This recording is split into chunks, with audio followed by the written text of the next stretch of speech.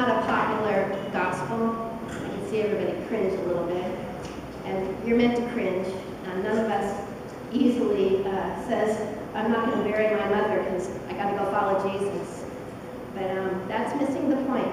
To find the point of this reading, it's actually helpful if we look at the reading from Kings and compare it to the reading from Luke's Gospel. So look at the first sentence of the Gospel. I'll read it for you. When the days drew near for Jesus to be taken up, he set his face to go to Jerusalem. Period. Now, listen to the first sentence of the reading from Kings. Now when the Lord was about to take Elisha up to heaven by a whirlwind, Elijah and Elisha were on their way from Gilgal. Now besides the fact that Luke uses the phrase on their way as the hidden name of Christianity, of Christians, do you see a few things that they have in common? They both tell you at the very beginning of the little pericope that we're talking about Elijah going to heaven, and we're talking about Jesus going to heaven. We're also talking about they know where they're going, and they are hearing a message from God that says, you have no time to waste. You're just going to go straight to the place where I tell you, and you're going to eventually ascend into heaven. So when God tells you that you're going to do something important and tells you that you need to leave now, you listen. And what happens that's unusual in the reading from Kings, we'll do Kings first and then we'll go to the Gospel. What's unusual is that one of his disciples gets it. He just sticks to him like Velcro, like that. And there's nothing that Elijah can do to unhatch him or unhitch him or cut him off. Elisha is stuck to him. And what does he say? He says, as the Lord lives and as you yourself live, I will not leave you. And you miss the repetition. There's 3 times that the companies of prophets, so there's a lot of other prophets hanging around, they come up and they warn Elisha, don't follow him. You know he's about to die. Let him go. Let him have his private time with God. And he says, yes, I know, be quiet. Yes, I know, be quiet, be quiet, be quiet. He is so concentrated on following his prophet, who he just adores, that he sticks to him. Kind of like Ruth and Naomi. Ruth sticks to Naomi and says, where your people are, my people are. Where you lodge, I lodge. I will not leave you. So that's that steadfast, abiding love that we talk about in the Old Testament that is shown again through Jesus' love for us. So he steadfastly follows him.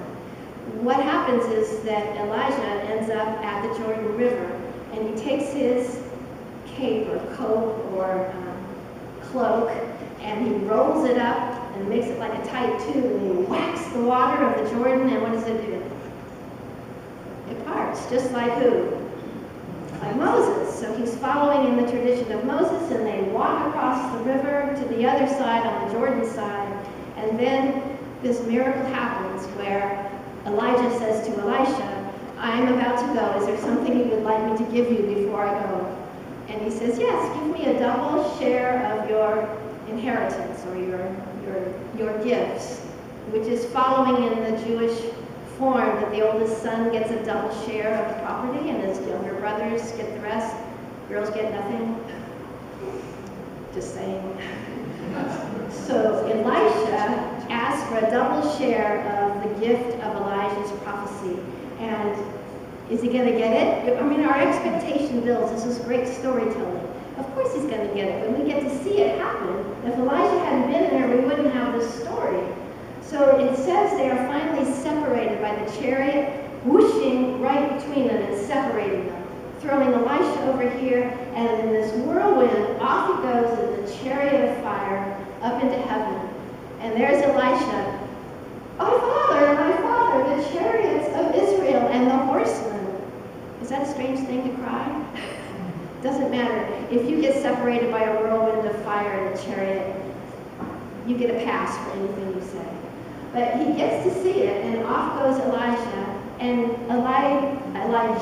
Elisha rents his garments. He's grieving for him already. He feels great sorrow that Elijah has gone. but he knows that he must carry on the mission because he believes the promise that he got a double share. So he tests it. He gets up to the Jordan River, he twists that little cloak, and he whacks the water, and indeed, it parts. And he goes off to continue the Elisha stories that are in 2 Kings. So this pattern is exactly the pattern that Luke follows when he's telling us the story of Jesus. And he is the only gospel writer who has an ascension, because he writes the second part, that after the ascension of Jesus, his followers receive a double portion of Jesus, and they go out with the 50. Even the 50 are included from this story in the book of the Acts of the Apostles. And they start the new church with these miraculous things that come, like Elijah can ask rain and thunder and storms to come down from heaven, and they obey him. Does Jesus have mastery over the water? Walks on it, tells it to stop. Yes, he does have mastery over the water. And does he tell us to follow the way Elisha followed Elijah? This whole story we have today is about sticking to him, like you're Velcro to him. And if Jesus shows up to you in the morning on a day before you've had your coffee and says, before you get your coffee, follow me. I'm sorry, I have to have my cup of coffee. And I can see myself saying that. I get very distracted, and things that I think are important are not really important. But the gospel talks about big things. If you have a choice between nationalism and following Jesus, which one are you going to pick? If you have a choice between being addicted to your money and following Jesus, what are you going to pick? Well, that's easier. But it's our daily habits of getting distracted that actually get us off course, and that's all right. But if Jesus says, right now, today, I am Jesus, and you are to follow me, like Elisha followed Elijah, you'll know what he's talking about.